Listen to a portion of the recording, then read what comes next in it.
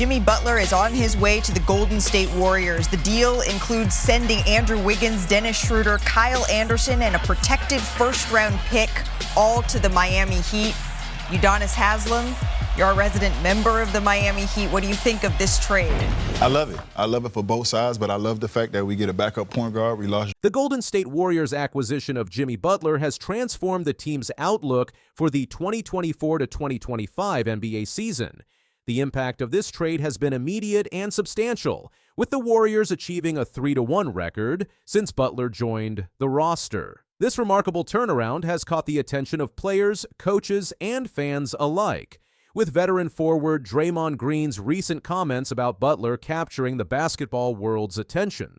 Following the Warriors' 105-98 victory over the Houston Rockets, Green made a statement that encapsulated the transformative effect Butler has had on the team. Green said, "He's a franchise changer. He's done that everywhere he's gone, and he is helping revitalize what we got here, the belief amongst this team now that he's arrived as opposed to what it was before he got here. It's night and day." Green's bold assertion is supported by Butler's performance statistics. In his first 4 games with the Warriors, Butler has averaged 21.3 points, 7.0 rebounds, and 5.3 assists per game.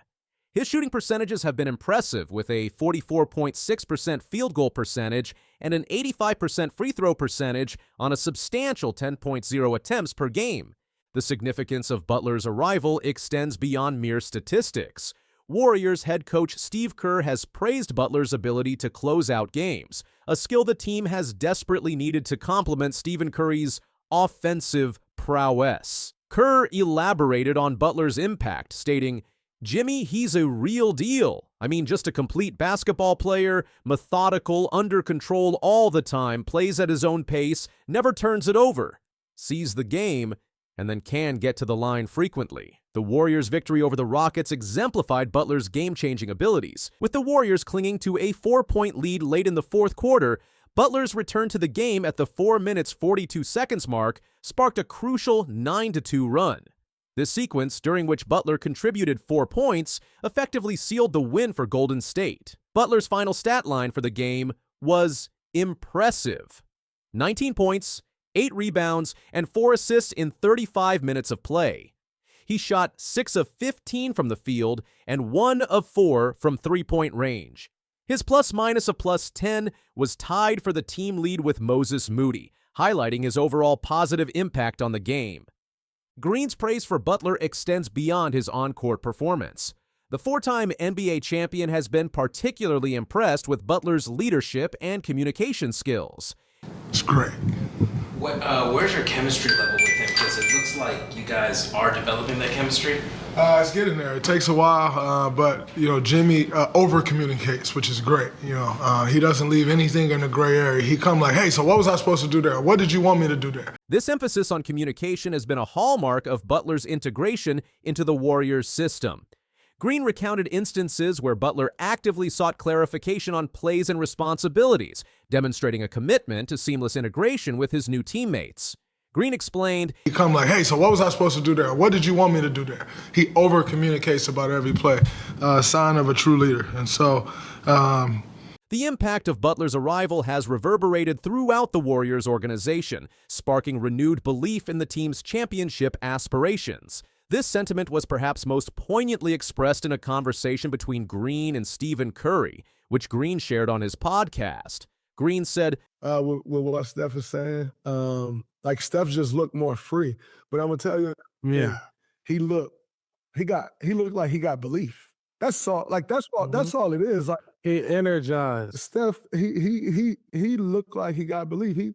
He said to me in Utah after the trade, he looked at me and he said, "Man, it's crazy because it just dawned on me that like this is it.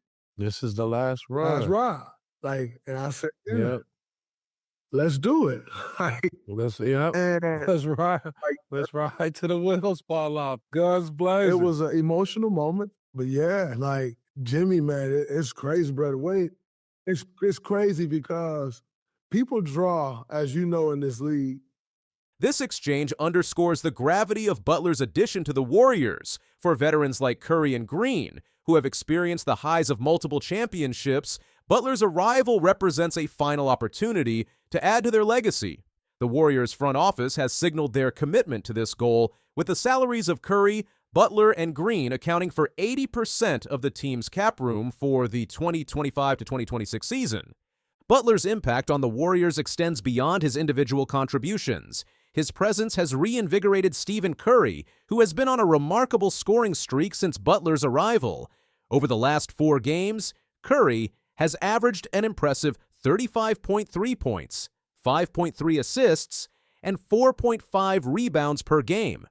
This resurgence in Curry's performance is a testament to the complementary nature of Butler's game and his ability to create space and opportunities for his teammates. The Warriors' acquisition of Butler came after a near-miss attempt to reunite with former star Kevin Durant. While Durant ultimately chose not to return to Golden State, the team's ability to pivot and secure Butler has been viewed as a masterstroke. Steve Kerr addressed the situation, stating, "I think it all worked out as it probably was supposed to. For Jimmy, it's a fresh start. For us, it's a different vibe. Different look." Kerr went on to explain his understanding of Durant's decision not to return to the Warriors. Kerr said, "I don't blame Kevin one bit for not wanting to rerun things here. He took so much for like, oh, you're jumping on the bandwagon. And then he's Finals MVP 2 years in a row. It's like he still gets criticized." Stephen Curry also weighed in on the Durant situation, emphasizing the importance of team cohesion. Curry stated, "You need everybody to be all bought in no matter what the history you have. And I respect KD. It's just you want to make sure somebody wants to be somewhere. Other than that, I'm not trying to convince anybody to be somewhere they don't want to be." Butler's arrival in Golden State has not been without its challenges. Reports of a brief spat between Butler and Green during practice surfaced shortly after the trade. However, both players have quickly moved past this incident, with Green showering Butler with praise and emphasizing the positive impact he has had on the team's culture and performance. The Warriors' improved record with Butler in the lineup is particularly impressive given the circumstances surrounding their recent games. Following a tough loss to the Dallas Mavericks, where the team arrived at their hotel at 3:30 a.m., the Warriors faced the Rockets on the second night of a back-to-back. Despite nearly squandering a 24-point lead, the Warriors, buoyed by Butler's presence, managed to secure the victory. Green's assessment of Butler's impact was unequivocal. He stated, "We let one get away last night, but this one tonight we would have lost. But just having a guy like that changes everything for us. So after 4 games, what was the word you used? Evaluation? No, assessment. The assessment is great." Where's your chemistry level with him? Because it looks like you guys are developing that chemistry. It's getting there. It takes a while, but Jimmy over communicates, which is great. He doesn't leave anything in the gray area. He come like, "Hey, so what was I supposed to do there? What did you want me to do there?" He over communicates about every play. Sign of a true leader. And so, Butler's arrival has not only improved the Warriors' on-court performance, but has also injected a renewed sense of urgency and competitiveness into the team. Butler himself expressed dissatisfaction with the team's 3-1 record since his arrival, stating, "We should be 4-0. I am not going to lie to you. I have been sick to my stomach because of it since I got here. But we are going to figure it out. We are going to go streaking." This hunger for success aligns perfectly with the Warriors' championship pedigree. Green believes that while the team may not yet have regained its championship swagger, it certainly possesses the championship pedigree necessary to compete at the highest level. 1,000,000%, Green affirmed when asked if he, Curry, and Kerr felt the Warriors had regained some of their championship confidence. As the Warriors enter the All-Star break, they find themselves in 10th place in the Western Conference with a record of 28-27. However, with Butler's arrival and the renewed belief within the team, there is ample time to build momentum and make a strong push for the playoffs. The minimum expectation for this revitalized Warriors squad is now a deep playoff run, with championship aspirations once again within reach. The addition of Butler to the Warriors roster has not only improved their on-court performance, but has also addressed a critical need for the team. Kerr highlighted Butler's ability to close out games, an area where the Warriors had previously struggled. Kerr elaborated, "Great closer, not in the traditional sense where he's going to be Kevin Durant and make 4 straight mid-range jumpers, but it's more of a complete game. Get to the line, make the right pass, get somebody else an open look, get a defensive stop, get a rebound. He's a fantastic player." Butler's impact on the Warriors extends beyond his individual statistics. His presence has created a ripple effect throughout the team, opening up opportunities for his teammates and allowing them to play to their strengths.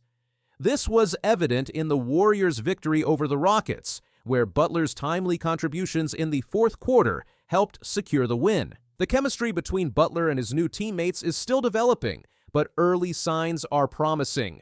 Green emphasized Butler's willingness to communicate and seek clarification, traits that are crucial for quick integration into a new system. It's getting there. It takes a while, but Jimmy over communicates, which is great. He doesn't leave anything in the gray area. He come like, "Hey, so what was I supposed to do there? What did you want me to do there?" He over communicates about every play. Sign of a true leader. And so, I love what he's bringing to this team. Just like I said, as a leader, coming in and being that guy and not just taking the back seat, because that's what we need. And we are hearing from Mavs ownership about this trade. Patrick Dumont shared his thoughts on the general manager, on Luka, and he addressed still furious fans. Here's Sydney Persing. Mavericks fans have made it crystal clear. It's over!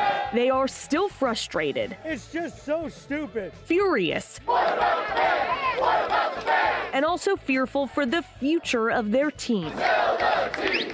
Sell the team! In his first interview since the blockbuster Luka trade, team governor Patrick Dumont told the Dallas Morning News that the rumors and theories his team plans to move the team to Vegas are simply untrue. In a recent interview with the Dallas Morning News, Patrick Dumont, governor of the Dallas Mavericks, addressed the controversial trade of superstar Luka Doncic to the Los Angeles Lakers. This trade occurred on February 1st, 2025. Dumont's comments, his first public statement since the trade, have added fuel to an already heated discussion about the future of the franchise. The blockbuster trade saw Luka Doncic move to the Los Angeles Lakers in exchange for 10-time All-Star forward Anthony Davis, guard Max Christie, and a 2029 first-round pick. This move came as a surprise to many, given Doncic's status as a franchise cornerstone and his recent success in leading the Mavericks to the NBA Finals just 7 months prior. Contrary to the widespread criticism, Dumont stands firmly behind the decision to trade Doncic. In his interview, he stated, "It's hard to make tough decisions, and it's hard to make the right decisions when they're tough. And it's easy to do nothing. But when you want to pursue excellence in an organization, you have to make the tough decisions and stand by them and keep going." Dumont emphasized that the trade was a necessary step towards building a culture focused on winning multiple NBA championships. He reiterated his faith in general manager Nico Harrison and categorically denied that the trade was financially motivated. Dumont went on to say he believes teams win with focus, character, culture, and with players who have the right dedication to working as hard as possible. When asked if he truly believes the Mavericks are better after the trade, Dumont responded, "I do. Look, it's been an emotional week for everyone. It really has. I clearly understand that, and I really appreciate that." Most striking aspect of Dumont's interview was his emphasis on team culture and work ethic. He stated, "In my mind, the way teams win is by focus, by having the right character, by having the right culture, and having the right dedication to work as hard as possible to create a championship-winning outcome. And if you're not doing that, you're going to lose."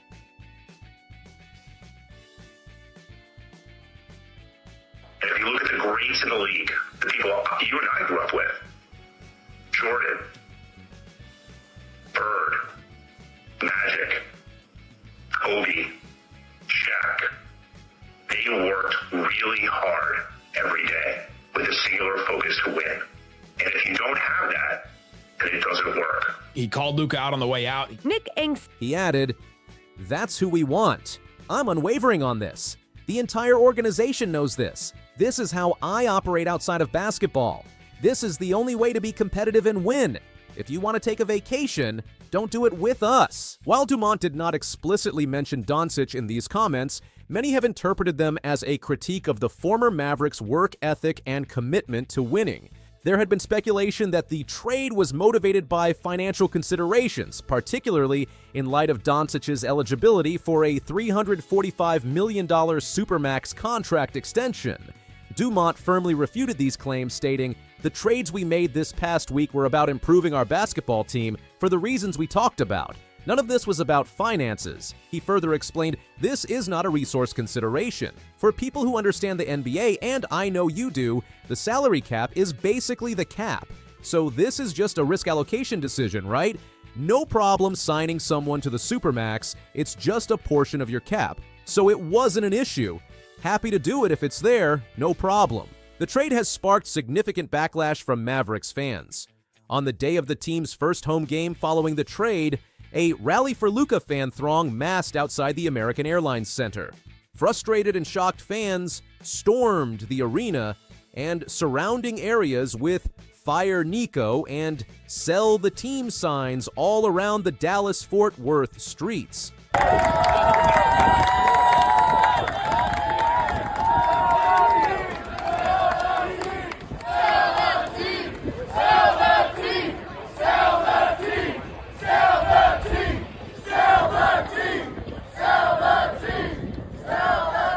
Dumont acknowledged the emotional impact of the trade on the fan base, saying, "I want you to know I really sympathize with all of our fans who feel hurt. Look, as far as I'm concerned, Luka is a Mav for life, and I really wish him nothing but happiness and success in his career as he continues in LA." It's worth noting Doncic's significant contributions to the Mavericks franchise. Acquired as the third pick in the 2018 draft, Doncic quickly established himself as one of the best young professionals in the league. He won Rookie of the Year in his first season and made it to the All-NBA first team every year after that. Moreover, Doncic led the Mavericks to their first NBA Finals in 13 years during the 2023-24 season. Doncic's career average of 28.3 points per game ranks third in NBA history.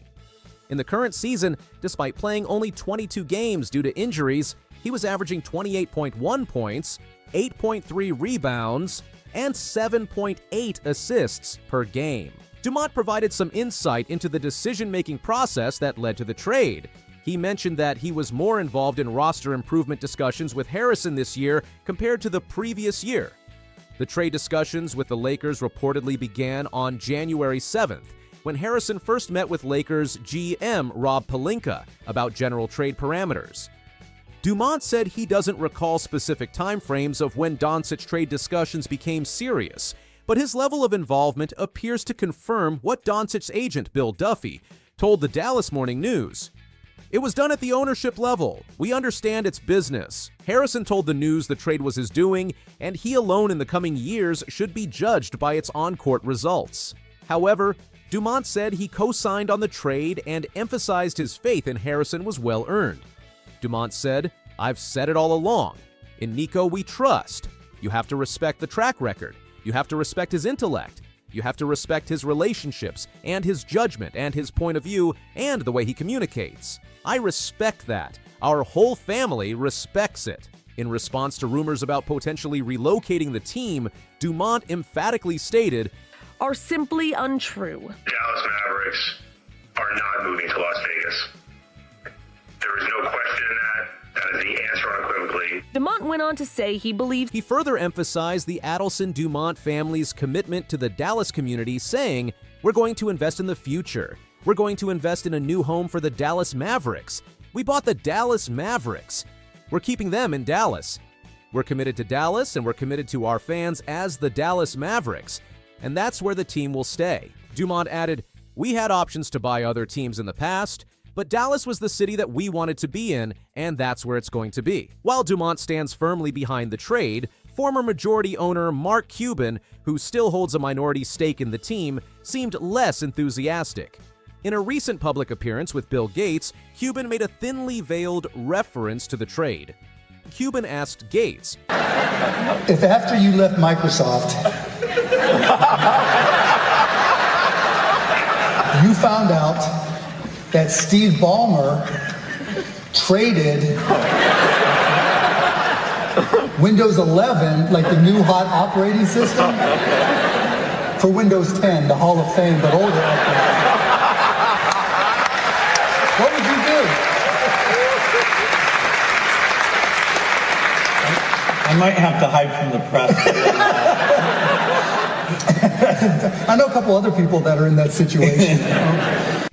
Gates replied, "I might have to hide from the press," to which Cuban nodded and said, "I know a couple of other people that are in that situation." Anthony Davis, the key player acquired in the Doncic trade, made a strong debut for the Mavericks. In his first game, he recorded 26 points, 16 rebounds, 7 assists, and 3 blocks, leading the team to a 116-105 victory over rival Houston. However, the excitement was short-lived as Davis left the game in the third quarter with what was later described as an adductor strain. His absence could potentially stretch to a month, presenting a new challenge for the Mavericks as they fight to maintain their playoff position. As of the trade, the Mavericks held the 8th spot in the Western Conference with a 28-25 record. The team now faces the challenge of integrating new players and maintaining their competitive edge without their former superstar. Dumont remains optimistic about the team's future, stating, "All of our actions, everything that we do, is about improving our team with a goal to win championships."